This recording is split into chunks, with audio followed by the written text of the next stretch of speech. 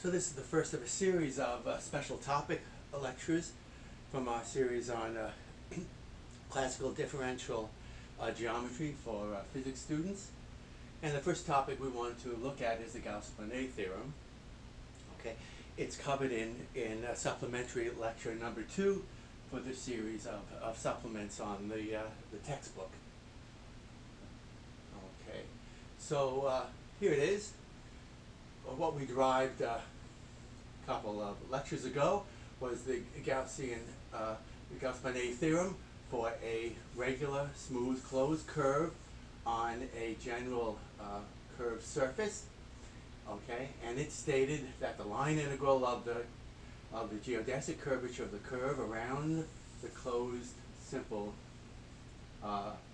circuit plus the area integral of the Gaussian curvature inside the closed curve is equal to 2 pi. Okay, and so it's relating the curvature on the edge of the region to the mean curvature inside of it. Okay, so the first thing we want to do is to generalize this to piecewise smooth curves, because that we did applications for along the sphere in other situations, where the geodesic curvature was 0 because we were looking at geodesic lines on surfaces, but the curve itself was not continuous everywhere. It was piecewise continuous. Okay, so I have in mind a piecewise continuous curve, something like this. I've imagined drawing a closed curve, perhaps in a hyperbolic geometry, so it looks funny like that. And so as I go along the curve here, there's the regular part, and then in this particular case, it's a triangular shaped object, and it has 3 vertices, and at the vertices the tangent angles change discontinuously. So you see that here as I come along this side here, the tangent just before the vertex I points in this direction, but then along here it flips through an angle pi minus alpha sub I and points in this direction here. So I have to account for the jumps in the tangent at the 3 vertices, where it jumps, I see in each case, by an amount which I'm labeling as pi minus alpha I. So the alphas are then the interior angles of this piecewise continuous curve, in this case a triangular shaped character, and I'll be interested in seeing what the Gauss Bonnet theorem says about the sum of the interior angles of a closed piecewise continuous curve. Well, for the smooth curve, we had Gauss's theorem written out like this, where now I've made explicit that on the right-hand side, I'm integrating from 0 to L being the length of the closed curve, the angle theta, the turning angle theta. Theta gives the orientation of the moving tangent vector, its turning angle, and I can always write a turning angle like this. And as I go around the entire curve, my tangent angle will come back to itself. And here's a picture of the curve with a tangent angle at one particular point along the part of the curve which is regular and continuous. Okay. So now as P travels around C, the tangent angle rotates in total through 2 pi. Okay, and then it gets contributions from the regular parts of the curve, and I've indicated that over here. But then it gets also contributions from the vertices, and I've imagined little n vertices, and at each of those vertices, we've seen from the previous picture that the tangent changes discontinuously by pi minus alpha I at each one of them.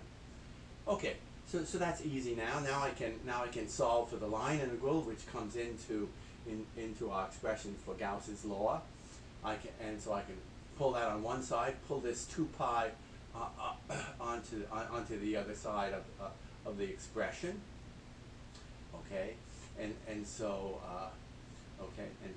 that's what I've done here.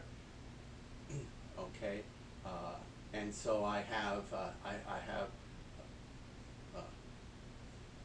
over here the Okay, the sum of the alphas from 1 to I, I'm pulling it out, and then over here I have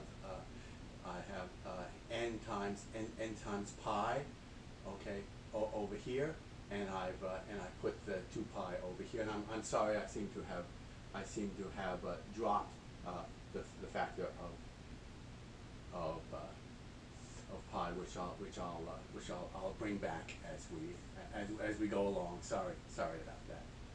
Okay. So now Gauss Bonnet becomes the line integral of the geodesic curvature is equal to this object here, the line integral along the continuous parts of the curve, and then I moved my double integral of the Gaussian curvature over on this side, so a minus sign as it has appeared, and then I just use this identity, and I put that over here, and I'm missing the factor of pi here, so put that in. Okay. So there you go. That's the form of Gauss's of the Gauss Bonnet theorem in the case of a piecewise continuous curve. Let's apply that to the case of a geodesic triangle. Okay. So there are 3 vertices, and so I have in this sum alpha 1 plus alpha 2 plus alpha 3, and then and then over here I have n is 3, so 3 minus 2, that's 1, and the factor of pi, which I omitted over here, and I pick it up, I correct myself over here, and I put it in properly over here. Okay, so that's fine.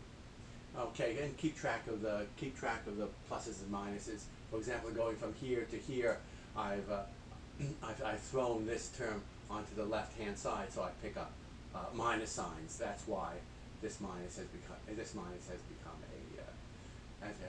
plus. Okay, and the n pi has become a minus just because I've thrown things over on that side of the equation. Okay, so there you go. This is then the expression that we're interested in. This is the application that we've used already. That we integrate k inside the geodesic triangle, and we get the deficit angle. Okay, the deviation of the sum of the alphas from pi, and we've discussed this and applied it to lots of situations. Now we want to move, however, to global topology of surfaces, and there are lots of things that we can do. And in the textbook, we look at various constructions that are of interest. For example, I might have a surface S1 and a surface S2, okay, and there might be open surfaces with a curve C here, and all of S1 I might call the region R, so I can write down the Gauss Bonnet theorem for it, and then similarly for S2, I can write down the geodesic curvature around this boundary, okay, and then have the integral of k over S2. But now if I can do something sort of interesting, I can imagine that the necks of these surfaces coincide, and so you see the way I manage my positive orientation for both of the surfaces. When I bring the necks together, the line integral of kappa g cancels out, because one of the curves is integrated to the left and the other one to the right, and so those contributions cancel. And that's written down here. Here's Gauss Bonnet for S1. Here's Gauss Bonnet for S2. I put in that minus sign to indicate the orientation of the curve. I sum them up. Okay, the curve goes away. When I sum up the integration over this surface and that surface, I get the whole surface.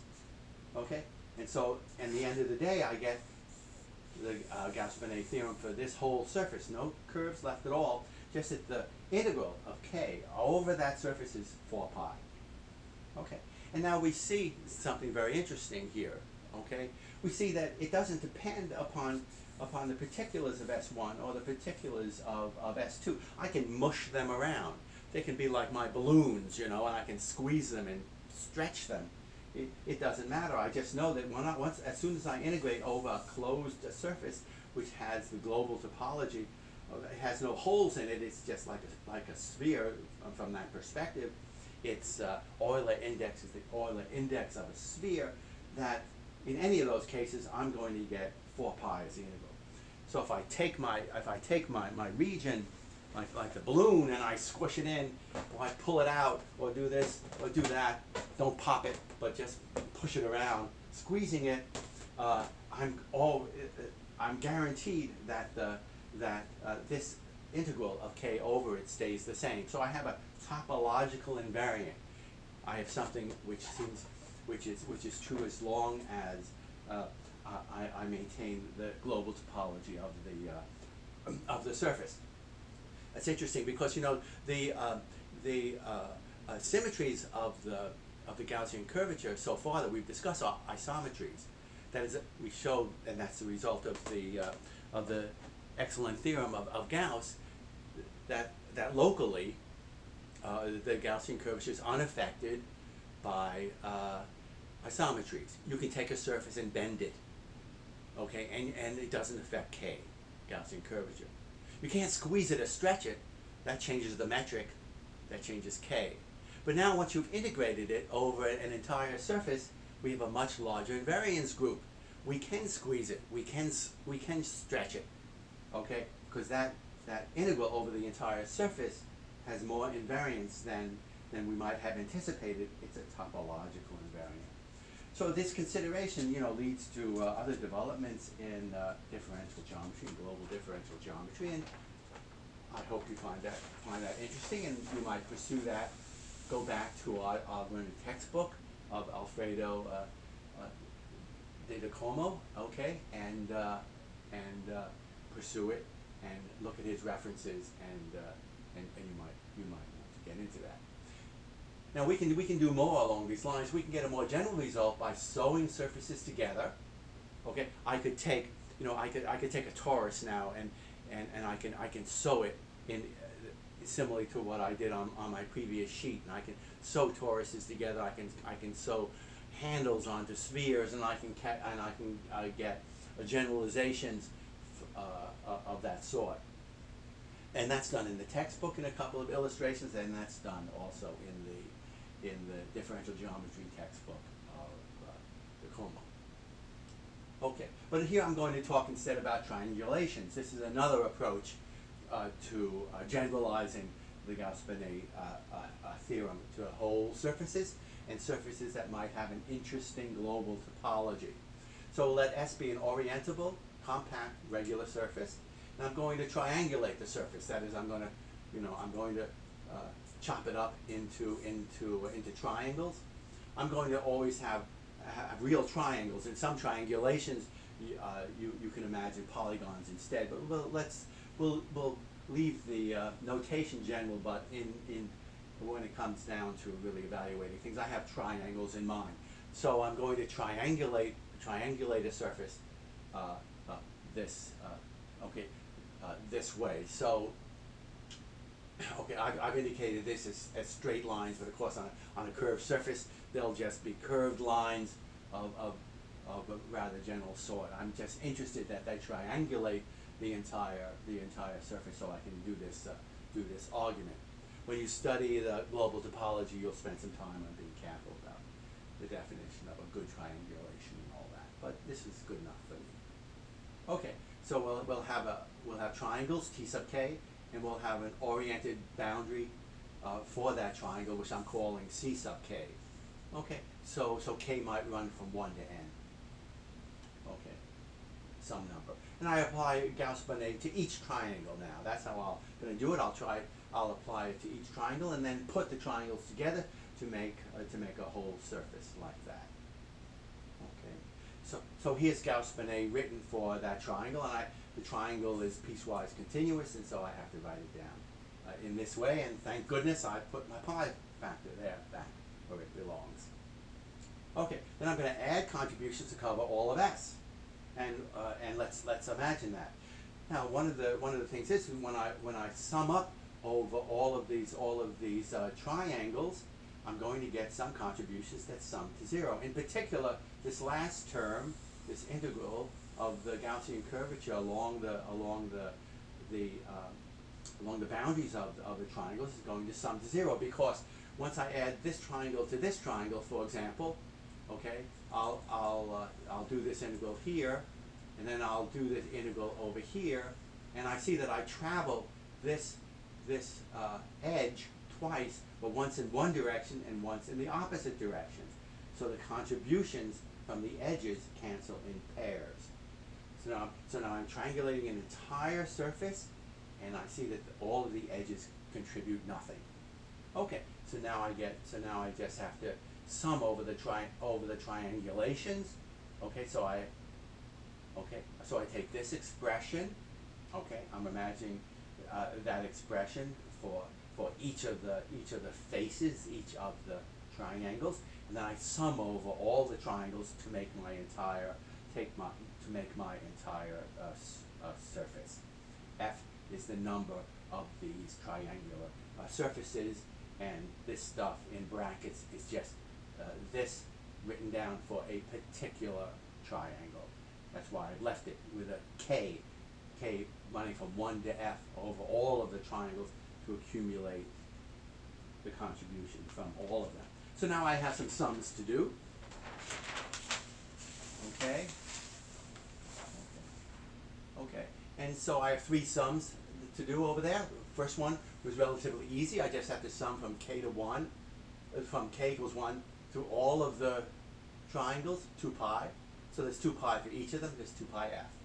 F is the number of faces in the triangulation, and that sum is just obvious, just 2 pi for each one of them. 2 pi plus 2 pi plus 2 pi, F times.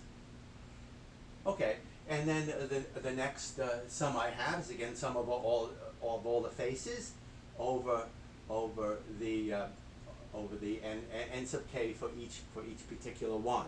I'm doing triangles, okay, so my n sub k is 3 in each case. Okay. And the claim is that when I do this sum, I get 2 pi times e, where e is the number of edges in the triangulation. Now, why is that? You have to be careful with overcounting here. So we get 2 pi e because in the sum, on the left-hand side, each edge is counted twice, since each edge occurs in 2 triangles. Okay, so I have to account for that. For that factor of 2, and so I get a factor of 2 here. Okay, watch the double counting.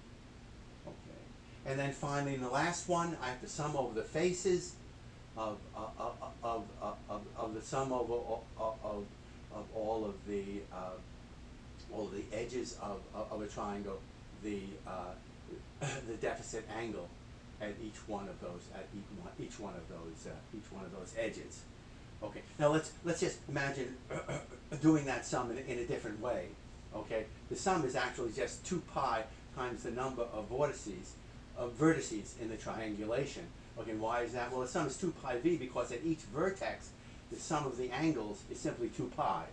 Right. When I do this sum, okay, over all of the triangles, I'm going to find this one, okay? Okay, that will be 2 pi, and that term will appear for every vertex, v, okay? So the sum just comes down to 2 pi v when I sum over the entire triangulation. Okay, tricky stuff, but okay. Once you see it, you got it. You want to do this sum by emphasizing what's happening at individual vertices, and then you see that sum over all the alphas there is simply 2 pi, and you'll get a 2 pi for each of the vertices, and so you'll get this when you do this total sum. So I'm reorganizing the sum in a more convenient fashion.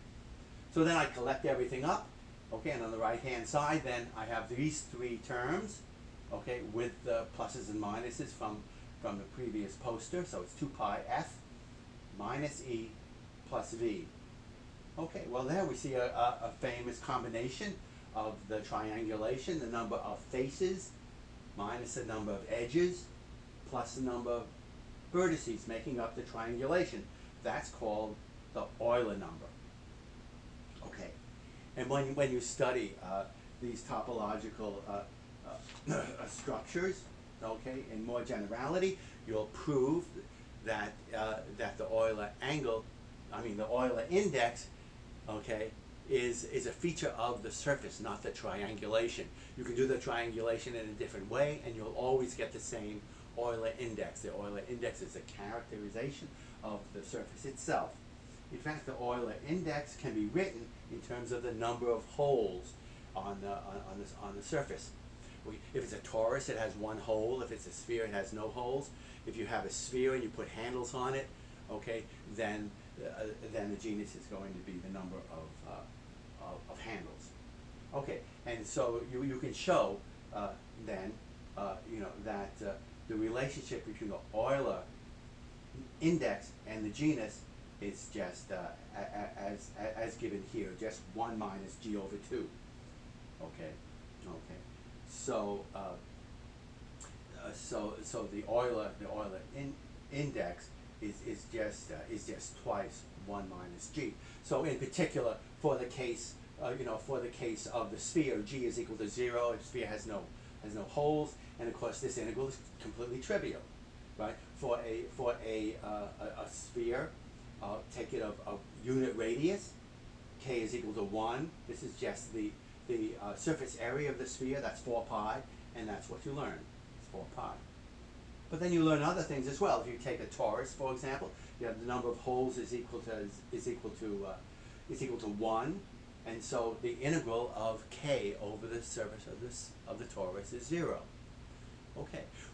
Well, remember when we discussed the torus as a surface of revolution, we saw that the outer parts of the torus have a positive curvature, and the insides have a negative curvature. And the claim is here now, if you did the integral of k over the entire surface, you get precise cancellation, and the integral of k over the surface is equal to 0.